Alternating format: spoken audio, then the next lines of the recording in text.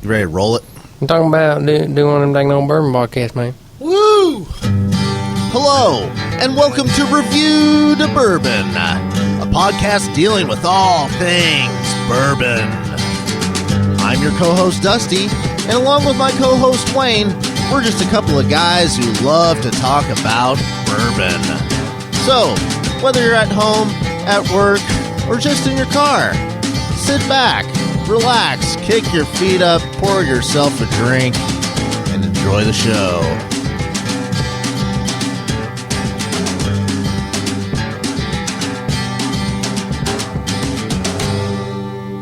Yeah, welcome back to Revue de Bourbon, everyone. Yeah. Let's give it up. Good. It's kind of the fast. Yeah. I think I heard some people upstairs. Think so. Hooting and hollering. Oh, it's so good to be back. And I'm really excited for what we got in store today. We got so much in store, don't we, Wayne? Lots of stuff in store. Yeah, you brought something over tonight that we're going to dip into. Wayne and I had a cocktail earlier. Yeah, it's pretty good. Did you like it? Kentucky Sunrise. Yes. We're going to get into that as well. And we're going to talk about also the kind of about the shortage of whiskey that's in the process of happening and maybe getting worse as days go on. Could be facing a drought. Exactly. And how, well, the bourbon business is responding with taking age statements off of some bottles, some actually very cherished bottles, or some of the standards that you kind of would figure would always have an age statement on them. They're starting to go away. So we're going to do all those things. First, let's chat about what you brought. You want to go ahead and set the bourbon up there, Wayne? Sure. Old Gand-Dad 114. It is a 114 proof version of Old Gand-Dad. And that's 57% alcohol by volume. It's a Kentucky straight bourbon whiskey. Mm-hmm. And it says it's made from a unique recipe that uses more of the costly small grains which create a distinctive flavor and body. So I guess it's different, a little bit different recipe than the regular Old Gand-Dad. Okay. Which I guess the regular would be the bottled in bond, right? That's right, the 100 most proof. of, yeah. Or the 8. Well, no, that's probably the standard, yeah. Yeah. The face of Old Gand-Dad, in case you didn't know, is actually Basil Hayden. Mm-hmm. And the recipe was put together by his father, perhaps, is someone in his lineage. Well, we all know Basil Hayden. That's a fantastic one. So, we've talked about Old Gand-Dad, the bottled in bond. And yeah, that's a good one. Yeah, we're really fans of that. So I kind of forgot about this one, and I'm really excited to try it because I've never had it before. I've almost bought it so many times. Mm-hmm. I finally just had to go ahead and do it. What was the reason you don't? Because I feel like there's a reason for me. I don't know. Do you think it's not going to be as good as the price? Yeah. Price is $30. Yeah. I always feel like maybe it's going to taste like $20. I kind of figured it'd taste just like the regular Old Gand-Dad, which is great, but I wouldn't pay $30. But maybe for like it. too strong. Yeah. Yeah. So that's my thoughts going into this. So we'll see how it changes. And I guess that's the interesting thing about when you get whiskey that's over 100 proof is if it's not made well, it can be pretty harsh. Mm-hmm. But then some of it is very smooth, like the Stag Junior we had last time. I mean, that's what proof is that? That specific one was like 128. Yeah, 128, but it's smooth. Yeah. There's no burn, it's just warming. Yeah, it tastes well made. Yeah, and there's some whiskeys that are 90 proof that are a little harder to take than the Stag Junior was. Mm-hmm. Yeah, very much so. Yeah, we even mentioned that. I'll go ahead and go ahead and pour us a little taste there. When I was doing some research about Old Gand-Dad, I stumbled on some references in pop culture that are made. Just as a little side note here, it is in the book version of James Bond, Live and Let Die. Old Gand-Dad is? Yeah, we might have covered that in a quick draw, actually. I believe we did. Yeah, and it's also in Bad Santa. Not a bad movie, actually. It's one of those movies that should have been terrible. Pretty good, actually. All right, what are you thinking here? I mean, it smells really good. Yeah, smells pretty strong. A lot of spice right up front on the nose. And obviously there's some alcohol there. Oh, yeah. So, the nose doesn't scare you off any. No, it's not too bad. It's smooth and kind of sweet and spicy smelling. I think I'm smelling a bit of some sort of kind of a dry wood smell. Yeah, like kind of like a dried leaf fall type smell. Yes. Yeah. There's a few bourbons that I really noticed that with. A lot of the Heaven Hill bourbons have that. Really? Whatever yeah, that is. I could see that. Yeah, like kind of the T.W. Samuels bottled in bond. I just had that over the weekend, by the way, and for the first time, and that tasted really like a lot like corn to me. Yeah. You know, we might have talked about that, like just the moonshiny corn taste. Mm-hmm. It's not necessarily like the sweet corn, like the tasty corn taste. Yeah. It's not very refined. No, it's definitely on the bottom of the spectrum of the bottled and bond. Yeah. But, out of all of those, that's one of the few that I haven't enjoyed too much. Wow, I taste a lot of, like, kind of honey. Mm-hmm. It's a really, really spicy kind of, probably made with a lot of rye, it tastes like. That's well-rounded. Mm-hmm. Once again, 1 to, like, 120, probably the best proof for bourbons. That might be my only complaint with the Weller 12-year. I wish it was like 100 proof. I just wish it had a little bit, tad more bite. It's almost a little too tasty. You still need that sharpness. I think it's 90 proof, which isn't bad. But yeah, this one's one of the things I really like about it. It definitely lets you know you're drinking something. Yes, I like it a lot. Yeah. It's very good. It's got a real good kick to it for sure. Now that I'm smelling it now, I can smell the honey. Kind of a sharp honey. Yeah. The sharpness in the smell is kind of woody, but tasting it is more spicy. Mm-hmm. Gives your taste buds a real kick there. Yeah, I'm going to put a little bitty ice cube in mine. Just bring it down a little bit. See if any more flavors come out of this little rascal. This little naughty guy. You're naughty. You're naughty. I like it better without ice. Yeah, I do too. It's probably served neat is the way to go. Fantastic little bourbon. Price tag's right on top, $29.99. So $30. It's a good deal. I would liken this to, in terms of value, like Evan Williams single barrel. This is a shorter bottle. If you want to get a look at it, you can go to our website, revuedebourbon.com. And it's got a nice little bust of Basil Hayden's there. Looks, they tried to make it kind of classy looking. It looks a little cheap, but I like it. It's got the little wax seal on there. That's because it's a cheap premium bourbon. Yes, absolutely.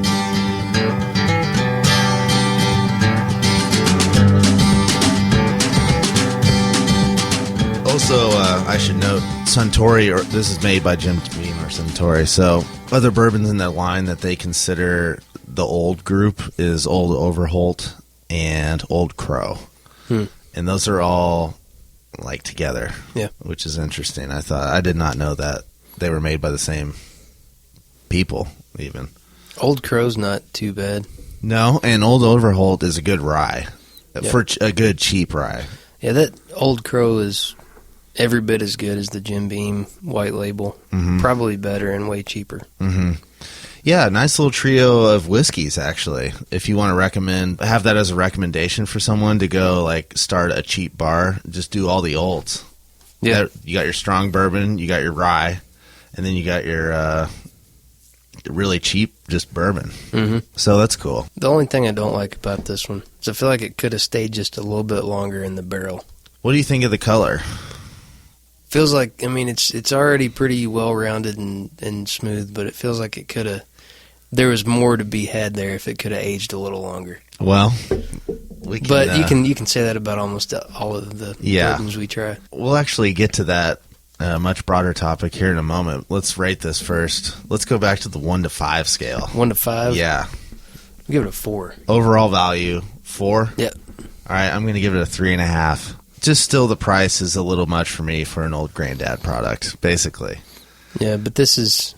I'd say definitely worth it. Yeah. Like I said, if someone asked me, like, what are 3 just basics I could put in my bar, I would just tell them the Olds, and that would be a good little conversation piece as well, you know? I was just describing Bottled and Bond to someone over the weekend, and I said, listen... Oh, I was actually telling a friend of mine that's a bartender who they don't have any bonded whiskeys in their bar. And I said, listen, this is cheap. It has a story, and you can sell the shit out of it that way. Yeah, and I mean, some of the bottled and bond whiskeys are some of the best ones out there. Especially for premium cocktail or, high-end cocktails. Yeah. And they all go good in cocktails because they have to be 100 proof, which is, people actually kind of like that in cocktails because they're used to 80. You throw something with 100 in there, and it's most people like that. A well-balanced cocktail, you will taste a little bit of the spirit and the mixer. That's the thing. All of our cocktails most of them are so watered down that it's kind of nice to have something that gives it a little kick in there. And none of them have some strange characteristic like a Stag. Would not want Stag Junior in a cocktail. There'd be too much flavor, bourbon flavor. It just wouldn't seem right to do that with it anyway. Yeah, that's not right. Anyway, Old Gand-Dad, 114. Yep. That was a good one. That was good. Wayne gives it a 4. I give it a 3.5, simply because of price, but both recommended by us, very much so. So go for it.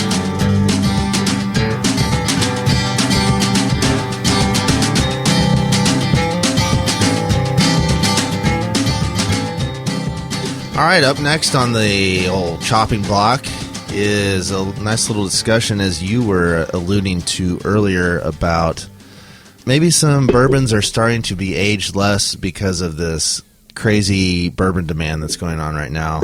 Doesn't seem to be stopping, and right now there's distilleries popping up in Louisville right now. Bulleit's making one, Angel's Envy, Michter's is making one, building one I heard they were. Downtown. It's just crazy. So...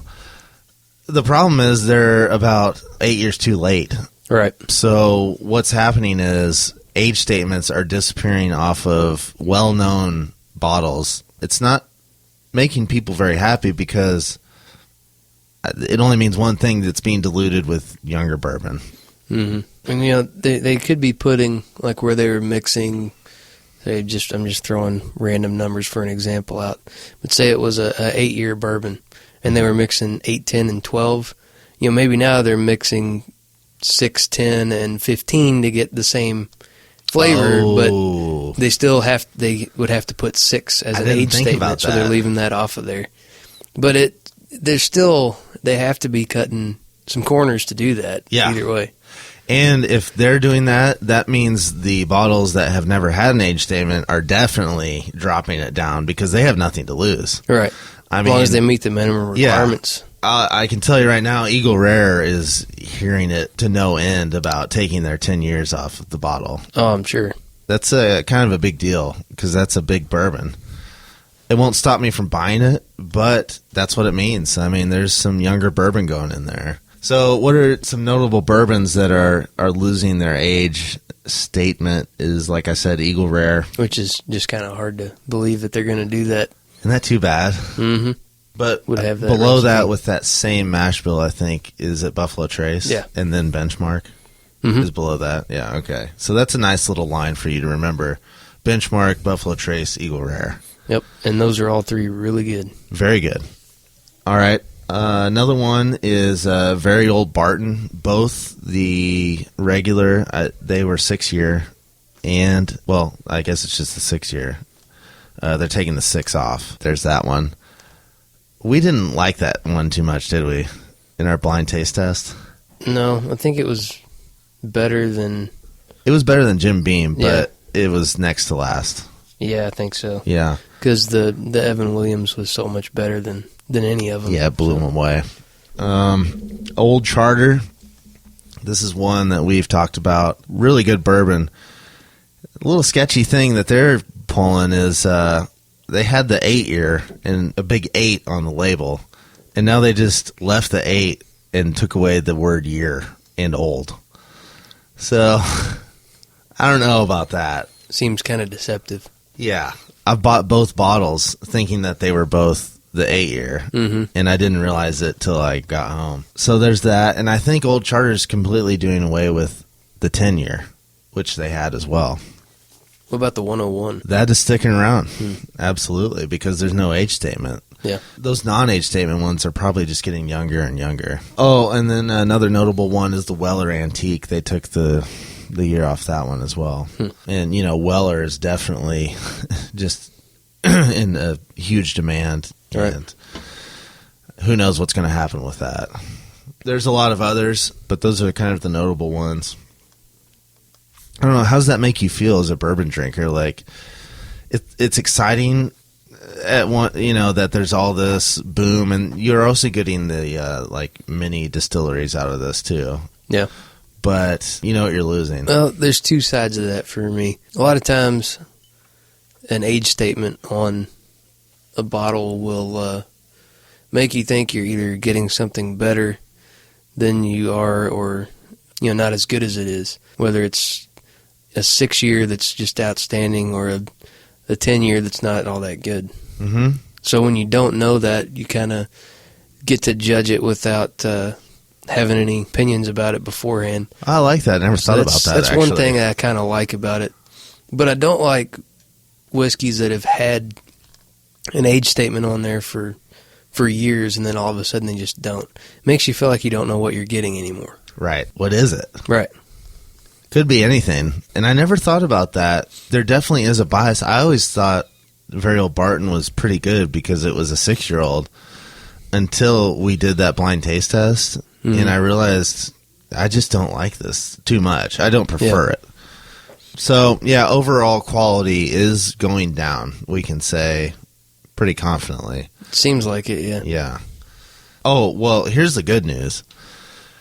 In about 10 years, we might start again having the best bourbon that's ever been made. It will catch back up, and I feel like the demand's going to go down a little bit, kind of level off like craft beer has. Mm-hmm. Craft beer, I would say, was at a bigger craze maybe a year ago, 2 years ago. Yeah. And now it's kind of dipped down a little bit and just leveled off, and it's just going. I used to buy it all the time. I just got tired of it. Yeah, me too. It's too heavy for me. Yeah. I still buy, got a couple local breweries I still get stuff from. Yeah. But, as far as buying something at a liquor store, I just don't anymore.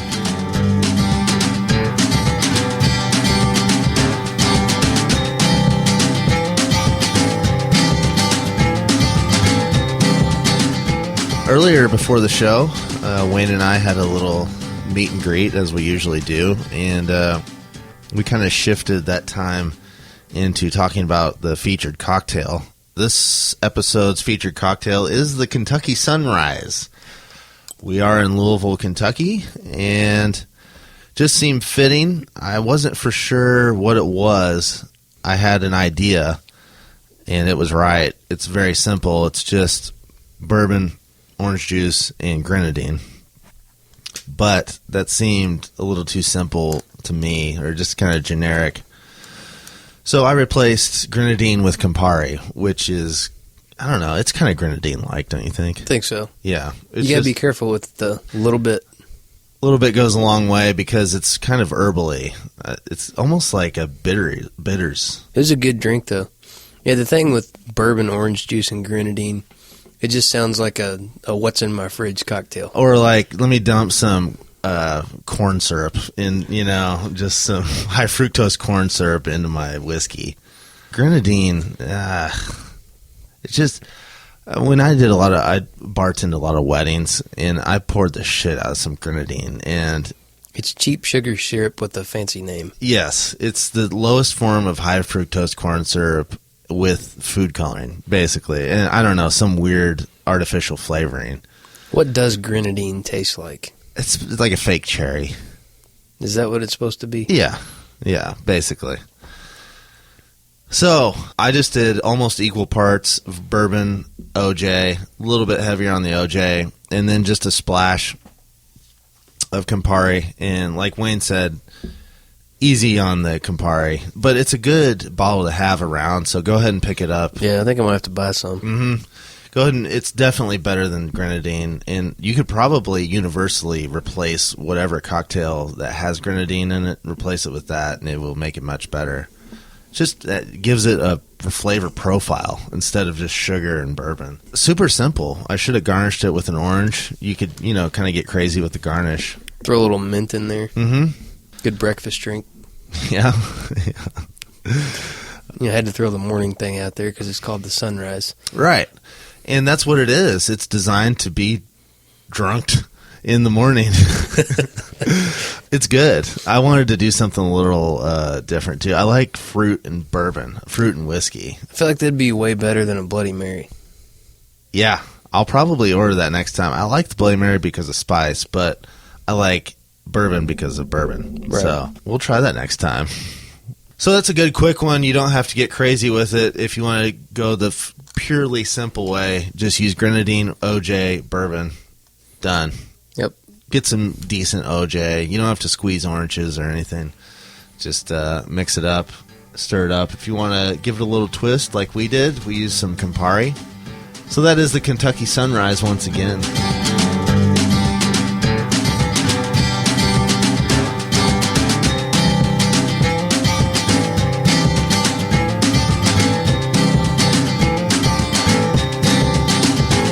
About wraps it up for us. Just about. Yeah. You heard any good jokes lately?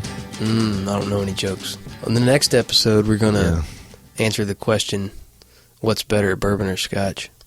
Oh, really? No, we can't do that. Oh, okay, yeah. That was a pretty good joke. I'll insert a laugh track right there. Hey, vodka's way better than bourbon. What's the difference between a duck? One of its legs is alike. Hey, ask me if I'm a tree. Are you a tree? No. We're out of here. This was, as always, Revue de Bourbon. We had a fantastic bourbon. Fantastic. Old Fitzgerald 114, 114 proof.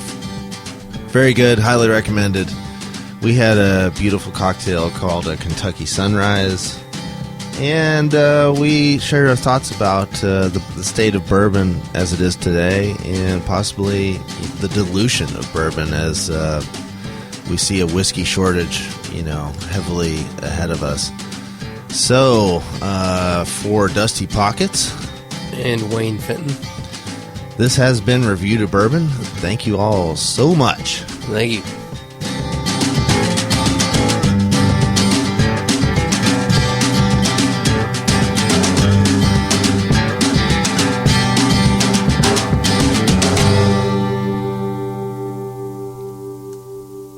I think I'm going to watch some Celebrity Wife Swap later. It's a little weird. What are you doing later tonight? Take a number.